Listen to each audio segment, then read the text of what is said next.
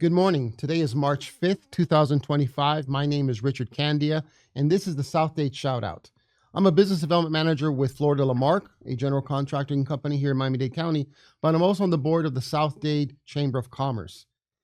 The Shoutout is our way of introducing members of the community, special people, special businesses, special organizations that help make South-Dade the special area that we love, the special place to live, work, play, pray, and thrive.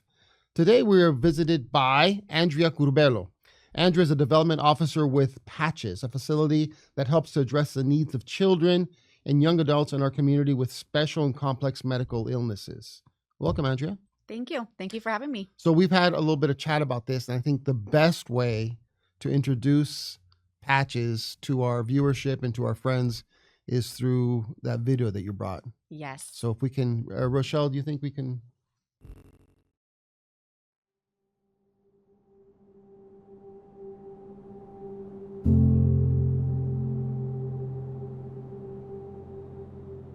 Patches is a nursing center for medically complex children. We take care of kids that have life-threatening illnesses, asthma, seizures, heart conditions, kidney failures, those kind of things. We realized that there was a glaring need for education and for services for these parents. It's ongoing medical care, nursing care here that the child needs every day. And then we also have an educational component. We have a contract with Dade County Public Schools, and they provide some teaching support, but we provide our own teacher so that when the child's medical needs are met and they're ready to leave here, they're not behind their peers. Patches is a place where they are directly for that particular child and his health condition. So that just gives me a sense of peace. They know what to expect with the child, what to work with the child. It makes you feel safe that your child is somewhere that you feel protected. When you have a child with these types of medical needs, they almost need 24-hour-a-day care. With Patches, they have the ability to bring their children to people who care for them throughout the day, letting them go out and earn a living, let them go out and do their jobs. Most of our parents are low socioeconomic. A lot of them are Medicaid recipients. If they don't have Medicaid, then they're free because these services are needed. Any parent that has a child with a chronic condition needs the support, especially if they have to go to work. We're like a medical daycare. Having a child with disability, it doesn't just impact you and your child, it's like the whole family unit. If you have other kids, you're also trying to take care of their needs too. So bringing Ellie to Patches was not just like awesome because it was one place where we could drop her off and I knew she'd get all her therapies. Like it's everything in one spot. And I feel because I know she's been taken care of during the day, like when she comes home, I can just enjoy her without the pressure of like doing all the therapies with her. This is a big operation. I think they're licensed for 70, 75 children. So that's a lot of responsibility, a lot of expense. You know, we fight every day for funding. We fight every day to give these children services. Fundraising is one of our vital components. In order to do what we need to do, we need to have the community support behind us. We take care of a lot of children in need in this community, but it's just not enough for us. We need to expand. The sad reality is there's so many children in need. We need to help more families and ultimately change more children's lives. Patches has 5 acres of land, and we've finally started the process of carrying out this vision, this dream, with an approximate 50,000 square foot state-of-the-art building that will accommodate more children, accommodate more services, and really be there in new ways for the families in the community. The nurses and the staff that are here because they want to be here. We have a child that's a spinal bifida here, and one day she had been to therapy and she'd done all the things that she was supposed to, and something inspired the child and she stood up and she walked. There wasn't anyone here that wasn't sobbing because that made everything that we did to that point for that child worth it, because that child walked. It's a big deal for us. Miracles happen here every single day.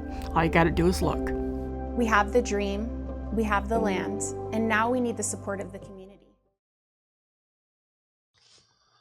Okay, so we're going to be honest to the folks out there. Yes. That luckily we couldn't hear the audio because this would be a different conversation if we heard the audio. Yes, it would. It's very, very moving. I watched it last night.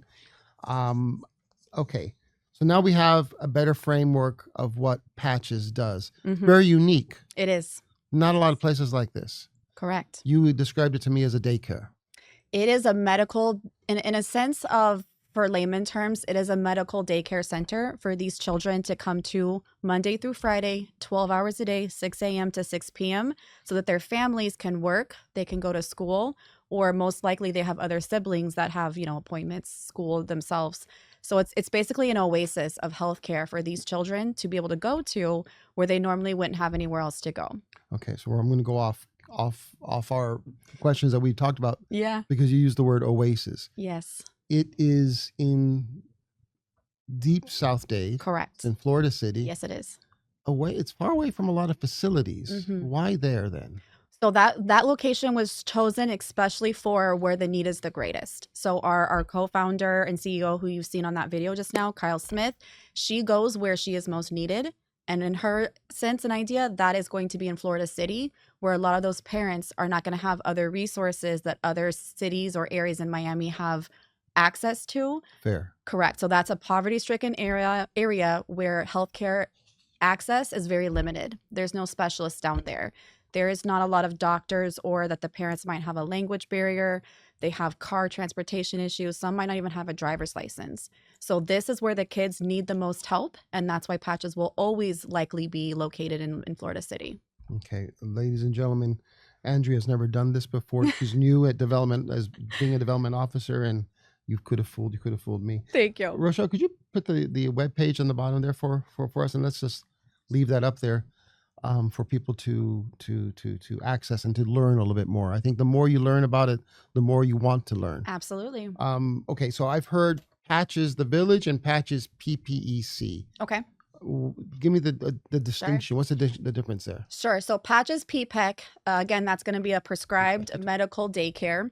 That is where the children attend every day, like I mentioned, and that is by a doctor's order, right? A prescription. They cannot be there without the doctor stating that there's a medical necessity for them to be eligible to go to that center. Okay. The village is our dream. That's the ambition. It's an ambition. That's the It's an goal. idea. It's a dream. It's going to be a huge impact in that area. The idea for that is Kyle saw another need in that area, which is these parents are having a hard time getting access to all their appointments, therapies, school, anything like that in all one area. And these parents who are already experiencing issues with a medically complex child, maybe a language barrier. We have had parents that are homeless. We've had parents that are migrant workers in the field. Oh, wow. It's very difficult to get up north for 5 appointments for their child.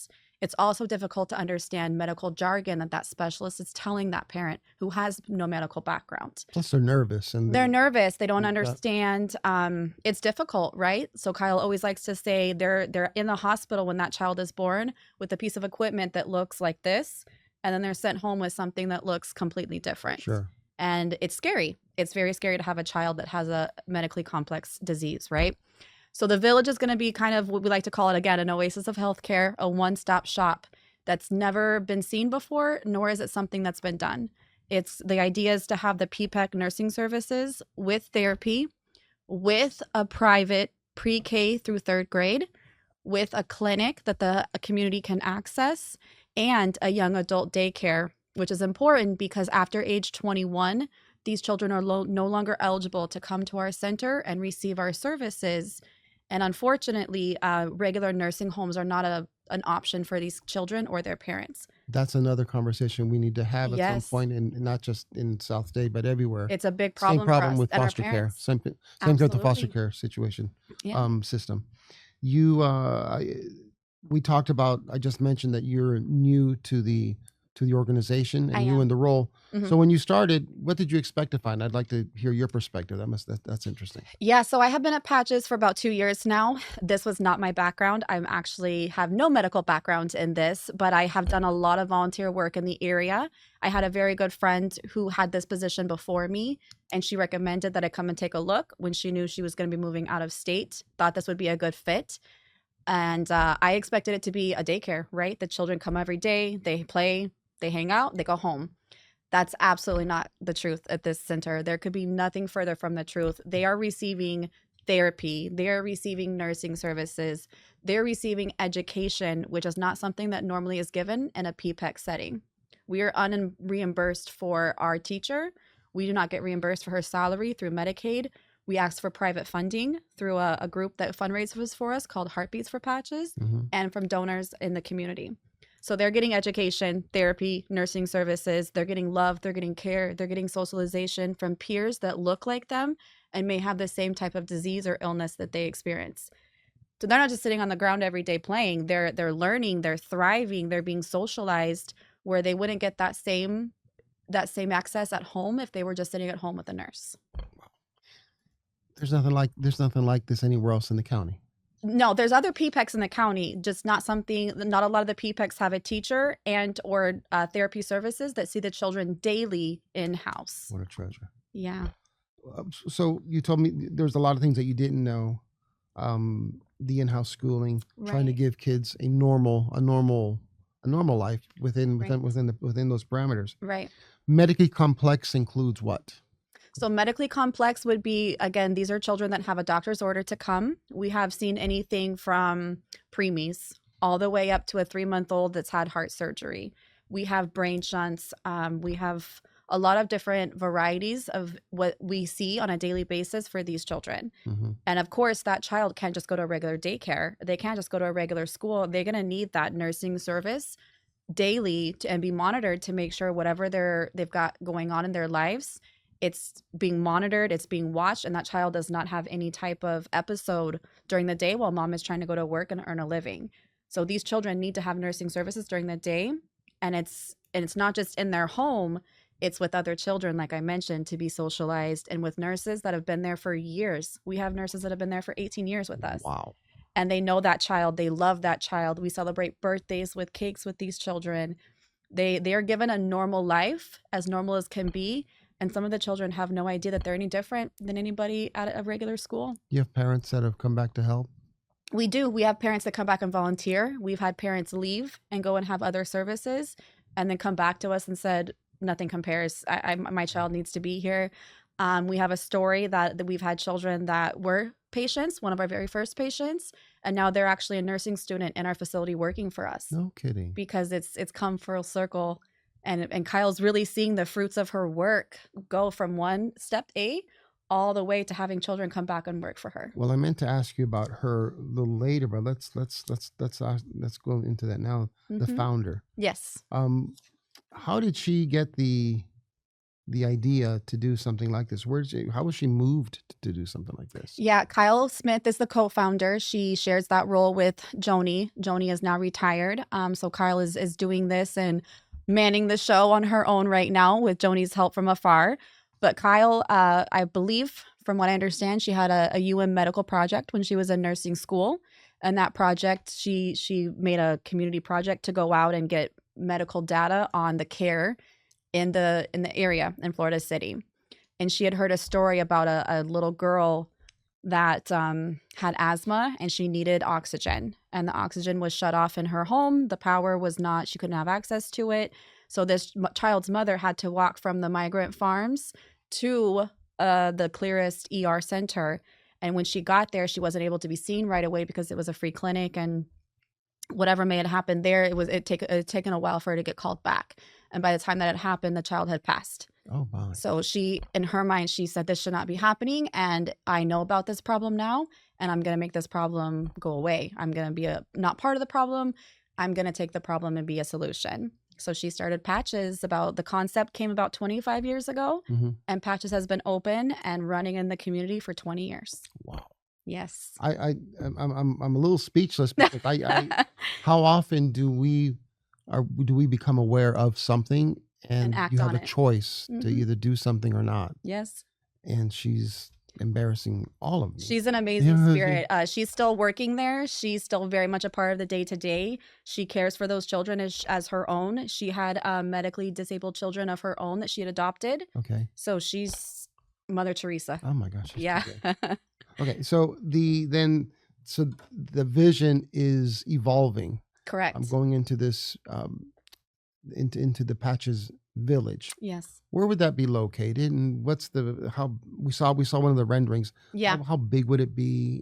So we have about 5 acres. It's going to be located in Florida City around the Fallujah Park, if you know that area. We have a plot there. It is a plot right now, but it will be on 5 acres. It's about 65,000 square feet, again, to house those different disciplines that I spoke about. And the idea really came because there's more children every day that are being diagnosed with these special needs or have these medically complex diseases, and it's only growing every day, the population size of these children. So these children need somewhere to go, and they need somebody that cares for them, again, so mom and dad can have work. I mean, we have parents that have to quit when something happens to their children, and there's only so many PTO days, and there's only so many days that you can take off work because your child has an episode at school. So we need something bigger. We need something better that houses all these disciplines under one roof for these medically complex children who also are battling with poverty or food insecurity or any other issues that they might have in Florida City. This is going to be a safe haven for them. Just some of those challenges alone would be enough for one is difficult. most of us, Imagine being on an oxygen tank as well. I'm amazed and astounded by the range of services that Patches is providing for these families. One of them, it sounds simple, but we're not a walking community where we need a car. Yes. Transportation. How do you handle transportation for somebody to get not only to get to Patches, but to go to an appointment? Correct. Yes. So we've been very lucky to have huge community partners who believe in us. One of which is the Ocean Reef Foundation. Ocean Reef Foundation. Oh, yes, okay. Right in our backyard. They've been involved with Patches for at least 10 to 12 years. How'd that happen? I couldn't tell you. I'd love to have the backstory. It was before me, but I know they've been involved in Patches for a very long time. They're very, very good friends of ours. They call us all the time for anything that they think might help us or let us know about anything that might help us. And they were actually able, through a private donation, and themselves were able to get us. We have 4 vans. I know two of those vans on a minimum were donated by Ocean Reef. No kidding. And they were medically fit vans. So they have all the medical equipment within those vans. They are driven by a driver, and they have an EMT or a paramedic on that van. And we go out every morning and every afternoon, and we pick up these kids and we take them back home. Wow. Correct. And because of the distance that we are from most of the medical appointments, the specialists, and the things I mentioned, driver's license, language barriers, car issues, if that child has an appointment, in order to not miss that very important appointment, we have taken that child and mom to an appointment up north and helped mom understand what's being said in that appointment to make sure that child is getting everything they need and they're getting to their appointments and their medications and seeing their doctors. Where did Miss Smith, right? Yes. Smith, where did Miss Smith find these people? The the nurse that's been there 18 years, almost the whole lifetime of its existence in Florida City. Yes. Where did she find these people? How does she attract these people? I think just the organization itself, what we do every day, once you come in and you see Patches and you see these children and the care they're receiving, it's hard to not want to help. Either the community partnerships have either been through them coming and witnessing Patches and the miracles that happen there every day themselves, or they've heard about it from a friend, they've watched the video, and they all want to help. So we've been very lucky and just believing in what we do, believing in our staff, and doing the right thing every day, having the help that's come in that wants to be a part of these children's life. Rochelle, do me a favor and scroll that again, the website. I'm going to like to challenge our chamber community members to at least glimpse at this website and check out the video on this and see if you're not also moved. Okay. Whatever. What's the average age of the kids? The kids, you said they come in from 3 months and stay up until 21? From birth to age 21, where unfortunately the law right now says that we do have to discharge them. They're no longer eligible. However, Kyle is a pioneer, like we said, on most things. And she's working with Tallahassee right now to have a place for these children to go after age 21. Because in 2025 in Florida, with all of the knowledge that we have, these children have nowhere to go after age 21. And it's heartbreaking. Right. And it's a problem that we are going to rectify. Right. So Kyle is going to go to Tallahassee. She's writing legislation. She's working with, of course she is.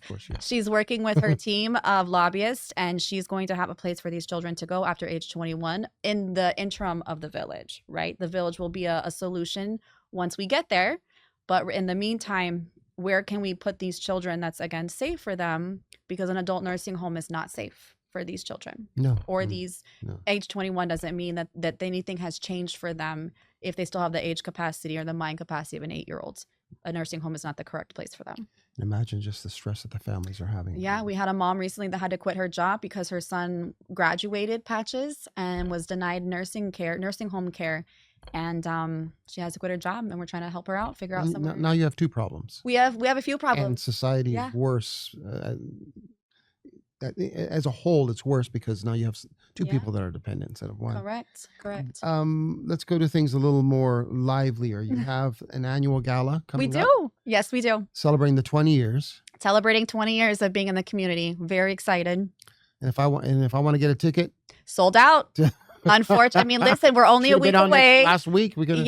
Yes. So it is our second annual. We're a little bit new to the gala, hosting one ourselves. However, it was amazing last year. The community really, really showed up for us last year, and it was sold out last year as well. It was a very nice event. If you go over to our Instagram, you'll see videos of last year. We have an amazing social media manager who does great photos. It was sold out. One of our friends, Councilman Roth, is a big Yes. supporter. He's a big supporter. He's president of our board. He will be in attendance, of course. Of course. You saw him on the video as well. So Larry has also been there since day one with Kyle. So he's very, very involved in Patches. It's one of his passion projects. He's always involved in anything we need. Mhm. He also wants to see this village happen. So he's involved with that as well, thankfully. And he will be in attendance at the second annual gala, which is sold out. Okay, you keep on rubbing it in my face. You can't come. but we can still help. Again, there's patchesvillage.org is still up there. Yes, And there's many ways to help. You can just call you directly. And absolutely. you'll tell people how they can Yes. help. Where is for those of us that just want to peer and look into a place that we can't get into, where's the gala going to be held? One of our other amazing community partners, Belkis Alvarez, who has member of the board. Yes. The chamber. Yes, she is. She has, for the second time around, donated her venue, Hacienda Los Robles. Mhm. And we will be having the event there again. Talk about being out of your element. Belkis this few weeks ago, she was the chair of the health fair, Yes, and she does have a health background. she does. She actually has a PPEC health background. That I did not know. Yes, we didn't either until we met her. So God is great, right? We got this amazing fit. She has a PPEC background. She's And James Bond. She does everything. She's absolutely. We're very lucky to have a friend like her. Wow, we were talking about patches. Now we're going to be talking about Belkis. So it's Super woman. okay. So let's. Since it's at Los Robles, it's going to be an appropriate type of event. Farm to Right. table. Farm to table. We have a country western chic vibe going on for cool. the attire. We're very excited. We have some amazing sponsors coming in for us this year again. So it should be a beautiful event. It's next Friday, March 14th. Again, since it's not a sold out event, we do have other ways of sponsoring or donating if you want to, if any companies want to partake in that. But we're very excited. Is it appropriate to talk about who some of your sponsors are? Sure. Okay. Yes, we have some of our big sponsors like Lennar. They're very involved because they are involved in helping us for the moment with the village. We're Okay. very lucky to have somebody like them that's helping us with this concept. We also have South-Dade Bank. We have Christina Palaz from Palaz and Moss Law. A member of the board. Absolutely. Yes, she She's will be awesome. there. We do have Commissioner Cohen-Higgins and McGee. Good friends. Right. We have Mayor Lavin Acava, who's also going to be sponsoring. Also great friend. Yeah. So- South-Dade Kia. We have a lot of help in that area. Another member of the chamber. All right. Yes. Chambers showing up. Okay. Yes. These are all good friends, and I love hearing about it. But this year's gala is going to be focused on, okay, we've got a vision. We do. So Superwoman Miss Smith, has she challenged you all with a timeline? We're going to have it by this date, or she's not there yet? She actually, as a woman of God, and she gives it to God every day, and having taken care of these children, she wants this in 3 years, right? Okay, so you do have a target. Other minds have told us it'll take a little bit longer Mhm. because it's a huge undertaking, but she really has faith in that we will be able to give this back to the community in 3 years. Okay. We're working our hardest to try to make that happen. Donations, donors, community partnerships, like I mentioned, are all part of that. We talked earlier that the actual piece of property was in unincorporated Dade, but has now Correct. since been annexed into annexed Florida into City. Florida City. Yes. Good friends in Florida City. Absolutely. Mayor Wallace is a huge supporter of ours. I've had meetings with him recently with Kyle herself, who's a very good friend. They're very good friends. And he is very supportive. So it's a city planner. They're on board. We've actually submitted plans to them. Okay. We actually had a sit down with the city planner, the mayor himself, to make sure everything goes smoothly. Mhm. And he's been involved with this concept and with Kyle and Patches for a very, very long time as well. And he's such a supporter that, here's my cell phone number. If anything goes wrong, let me Mr. know. Wallace does things quietly. He does. He does not bring a lot of attention to himself. He does. does things quietly. Absolutely. Yes. I'm- Very I'm- quiet, I'm but very glad helpful. I'm glad you mentioned him. Yeah. Mentioned his name. Okay, so these kids, we're trying to give the normal. What have you changed your definition of normal since you've started working? Absolutely. So, again, without a medical background, my normal when I first started in this position would have been for these children to just come every day, have their nursing services, and stay where they're at. Mhm. And that's not the case with Patches. There are milestones that these children are given. Oh. There's, they're fighting a statistic and an odd every day given by a doctor, but that doctor doesn't see them every day. They just see what's on paper. There have been children that have walked in our center that we're told they will never walk. So that's something I hadn't even thought about asking you before. Mm-hmm. These doctors then that are seeing them every Few months. 3 months or whatever, are they noticing a difference? They are. Are they? They are. Are they blown away Yes. and changing their diagnoses a little bit? Yes, I was just in a meeting yesterday with my director of therapy, and we were told that there's, people in Nicholas, chiefs of staff and different disciplines that have told them, I absolutely, whatever Patches does or says or calls me and asks for a change on the script, Mhm. we go with, because they're amazing. We trust what Patches says and what they're doing. These children are defying odds every day, and it's only because of them coming in early to Patches, getting what they need early with the therapies, with the medications, with the nursing services, and then they are hitting a normal milestone. And what's amazing is you see some of these children on the video, 93% of our children will actually go on to live a normal life. They will go on to school. They will be able to go to a normal daycare. And if they had not gotten these interventions early, or they might have just been at home with mom who's doing her best, but doesn't have a medical background and is just doing what she can You just do your do, best, yeah. they might not have, been at school at 8 years old or 10 years old. It could have been never going to a normal school. So these children, 93% of them will go back and be in a school with my children in. When a child is prescribed to go into a PPEC, Yeah. a PPEC setting, a facility, Yes. does that prescription have to be renewed every year, or are we? We whatever? have a full-time RN, and her sole job is just to work on Medicaid, referrals, admissions, speaking with those doctors, evaluations, because the idea is, again, to hit milestones and to have that child move on into other things in life, or to graduate to something new that they're doing in the PPEC setting. That's all evaluated on I can't tell you what the specific timeline is, of course, but that's all evaluated constantly. And we're always on the phones with doctors and with our intake nurse, and just doing what we can do to make sure that they're in the right setting. And do they still need us? We want them there, but if not, that's a success story, right? We're going to move them Plus, on it's to space for somebody else. it's space for somebody else that hasn't received what they need the most. Got it. Yeah. Do some of these doctors? I'm fixated. I'm just fixated on this idea.